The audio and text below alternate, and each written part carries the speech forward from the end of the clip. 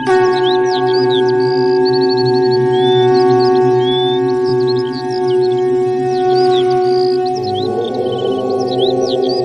लक्ष्मी नारायण जी की, जय चंद्रदेव जी की। अश्विन मास की पूर्णिमा को शरद पूर्णिमा कहा जाता है। शरद पूर्णिमा के दिन चंद्रदेव अपनी 16 कलाओं के साथ चमकते हैं। इस दिन स्नान दान करना, व्रत करना अत्यधिक शुभ माना जाता है। शरद पूर्णिमा व्रत करने से जीवन में खुशहाली व सुख संपदा का आगमन होता है।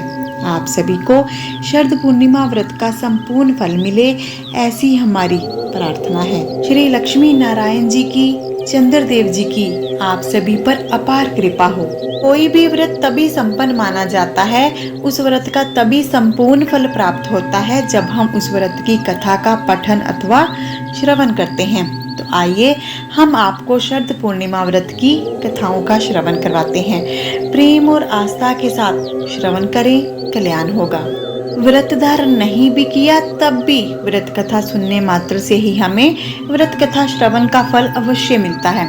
इसलिए सभी को व्रत कथा का श्रवण अवश्य करना चाहिए। तो कर लीजिए श्री गणेश जी को स्मरण, क्योंकि हम करने जा रहे हैं कथा का आरंभ। जय श्री गणेश। प्राचीन समय की बात है। एक साहूकार की 2 बेटियां थी। दोनों बेटियां धार्मिक स्वभाव की थी। दोनों बेटियां ही धर्म कर्म में विशेष रुचि रखती थी। प्रतिदिन भगवान विष्णु की पूजा किया करती, एक साथ पूर्णिमा का व्रत भी किया करती थी। भगवान विष्णु जी की कृपा से दोनों का विवाह अच्छे परिवार में हुआ।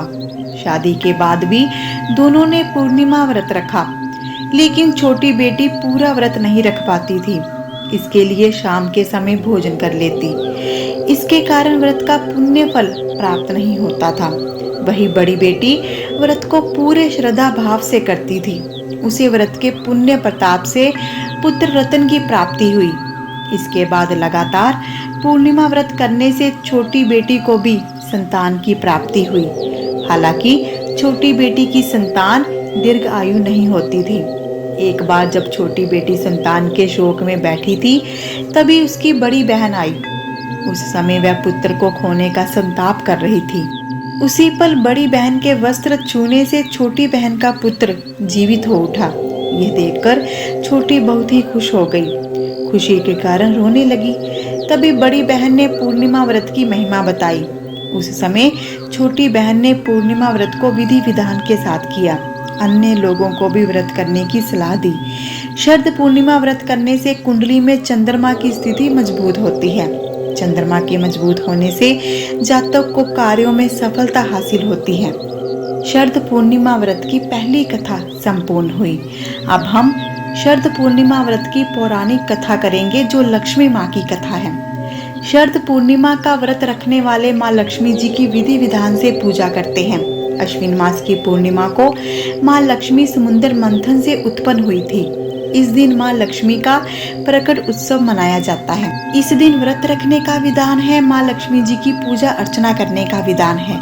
माँ लक्ष्मी जी की उत्पत्ति की कथा का पाठ किया जाता है, तभी व्रत पूर्ण माना जाता है।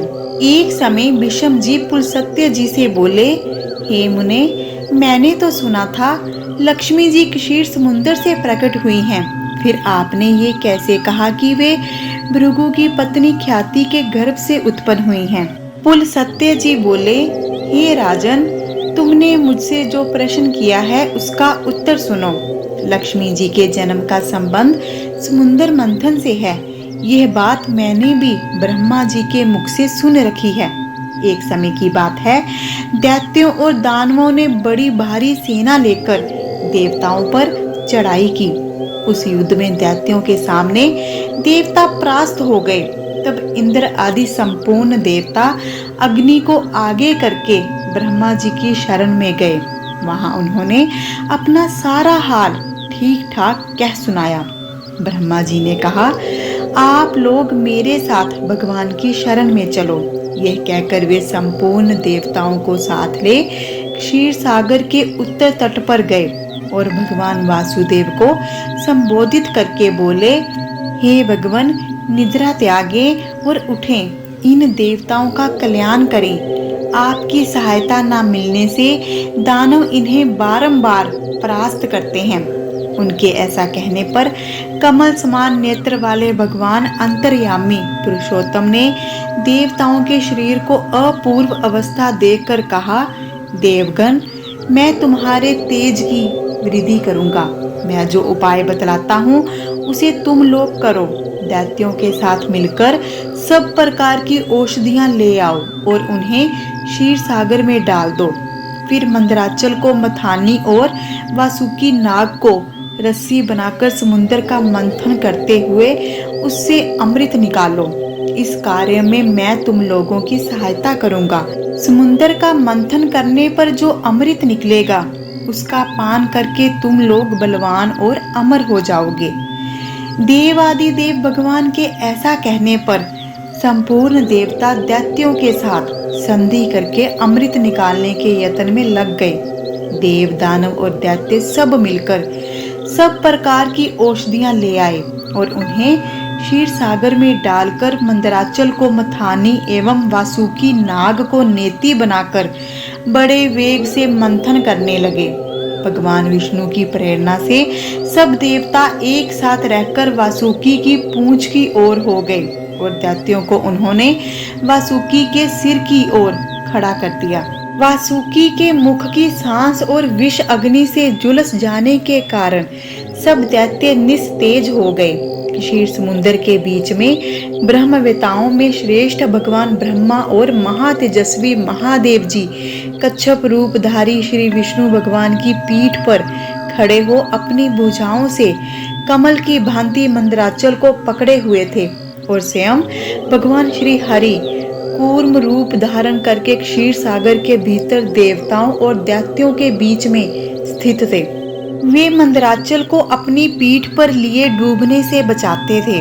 तदंतर जब देवता और दानवों ने क्षीर समुद्र का मंथन आरंभ किया तब पहले पहल उससे देव पूजित कामधेनु का आविर्भाव हुआ, जो घी दूध की उत्पत्ति का स्थान मानी गई है। तत्पश्चात वारुणी देवी प्रकट हुई, जिसके मद भरे नेत्र घूम रहे थे। वह पग पग पर लड़खड़ाती चलती थी।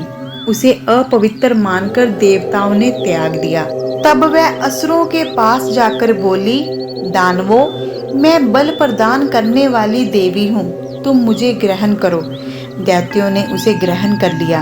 इसके बाद पुनः मंथन आरंभ होने पर पारिजात उत्पन्न हुआ, कल्प वृक्ष, जो अपनी शोभा से देवताओं का आनंद बढ़ाने वाला था। तदंतर 60 करोड़ अप्सराएं प्रकट हुई, जो देवता और दानवों की सामान्य रूप से भोग्य हैं। जो लोग पुण्य कर्म करके देवलोक में जाते हैं उनका भी उनके ऊपर समान अधिकार होता है। अप्सराओं के बाद शीतल किरणों वाले चंद्रमा का प्रादुर्भाव हुआ, जो देवताओं को आनंद प्रदान करने वाले थे। उन्हें भयंकर शंकर ने अपने लिए मांगते हुए कहा, देवताओं, ये चंद्रमा मेरी जटाओं के आभूषण होंगे, अतः मैं इन्हें ले रहा हूँ। ब्रह्मा जी शंकर जी की बात से सहमत हो गए। शंकर जी की बात का अनुमोदन करने लगे। तत्पश्चात कालकूट नामक भयंकर विष प्रकट हुआ। उससे देवता और दानव सबको बड़ी पीड़ा हुई।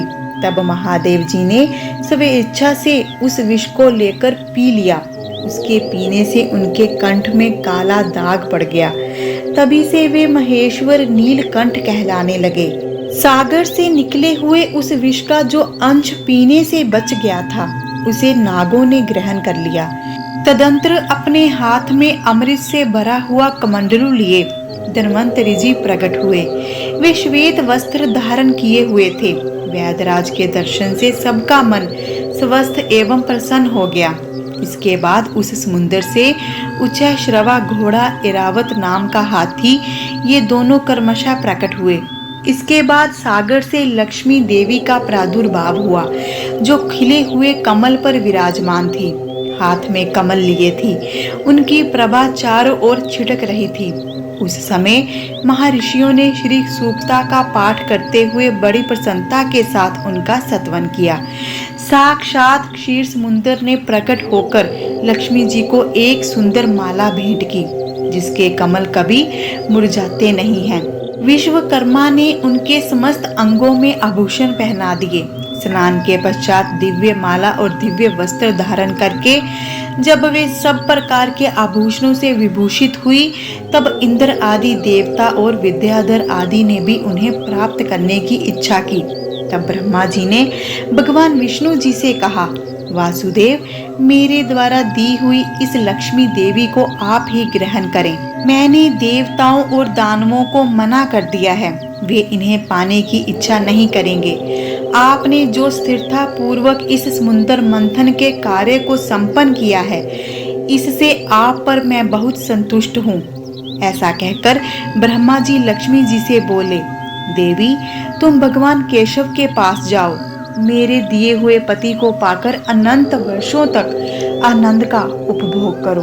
ब्रह्मा जी के ऐसा कहने पर लक्ष्मी जी समस्त देवताओं के देखते देखते श्री हरि जी के वक्षस्थल में चली गई और भगवान से बोली, देव, आप कभी मेरा परित्याग ना करें। संपूर्ण जगत के प्रियतम, मैं सदा आपके आदेश का पालन करती हुई आपके वक्षस्थल में निवास करूंगी। यह कहकर लक्ष्मी जी ने कृपा पूर्ण दृष्टि से देवताओं की ओर देखा। इससे उन्हें बड़ी प्रसन्नता हुई। इधर लक्ष्मी जी के परित्यक्त होने पर दैत्यों को बड़ी पीड़ा हुई। उन्होंने झपटकर धन्वंतरी के हाथ से अमृत का पात्र छीन लिया। तब विष्णु जी ने माया से सुंदर स्त्री का रूप धारण करके दैत्यों को लुभाया और उनके निकट जाकर कहा, यह अमृत का कमंडलू मुझे दे दो। उस त्रिभुवन सुंदरी रूपवती नारी को देखकर दैत्यों का चित्त काम से वशीभूत हो गया।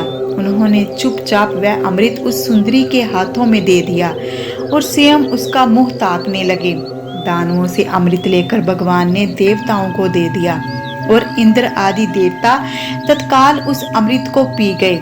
यह देखकर दैत्यगण भांति भांति के अस्त्र शस्त्र और तलवारें हाथ में लेकर देवताओं पर टूट पड़े, परंतु देवता अमृत पीकर बलवान हो चुके थे। उन्होंने दैत्य सेना को परास्त कर दिया।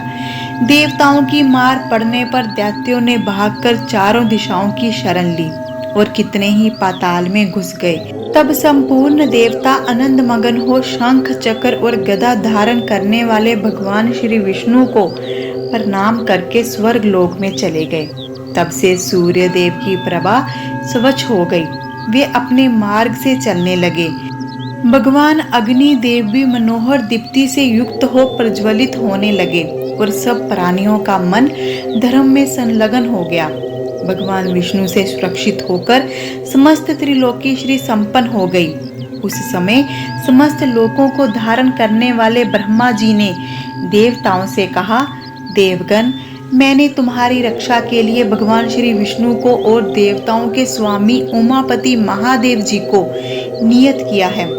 वे दोनों तुम्हारे योग क्षेम का निर्वाह करेंगे। तुम सदा उनकी उपासना करते रहना, क्योंकि वे तुम्हारा कल्याण करने वाले हैं। उपासना करने से ये दोनों महाअनुभाव सदा तुम्हारे क्षेम के साधक और वरदायक होंगे। ऐसा कहकर भगवान ब्रह्मा अपने धाम को चले गए। उनके जाने के बाद इंद्र ने देवलोक की राह ली। तत्पश्चात श्री हरि और शंकर जी भी अपने अपने धाम बैकुंठ एवं कैलाश में जा पहुँचे। तदंतर देवराज इंद्र तीनों लोकों की रक्षा करने लगे। इस प्रकार देवी लक्ष्मी जी क्षीर सागर से ही प्रकट हुई थी। कथा संपन्न हुई। जय माँ लक्ष्मी जी की। माँ लक्ष्मी जी इन कथाओं का कथन करने वाले पर, श्रवण करने वाले पर, हुंगारा भरने वाले पर सदा प्रसन्न रहें, सदा अपनी कृपा बरसाएं। सबके जीवन में अन्न धन के भंडार भरे रहें। चंद्रदेव जी की कृपा से जीवन में शीतलता बनी रहे, सुख शांति समृद्धि बनी रहे। जय श्री लक्ष्मी नारायण जी की, जय चंद्रदेव जी की। हम श्री चरणों में प्रार्थना करते हैं कि आप सभी को शरद पूर्णिमा व्रत का, जिसे कोजागिरी पूर्णिमा व्रत या रास पूर्णिमा व्रत भी कहते हैं, उसका संपूर्ण फल मिले। जय श्री लक्ष्मी नारायण जी की। हम आशा करते हैं कि आपको वीडियो अच्छी लगी होगी। यदि ऐसा है तो वीडियो को दिल से लाइक करें, अधिक से अधिक अवश्य शेयर करके पुण्य के भागी बने। कमेंट बॉक्स में जय माँ लक्ष्मी लिखें। चैनल पर नए हैं तो कृपा करके चैनल को सब्सक्राइब कर लें, बेल आइकॉन को अवश्य प्रेस करें। मिलते हैं अगली वीडियो के साथ। अपना ध्यान रखें, खुश रहें, सुखी रहें।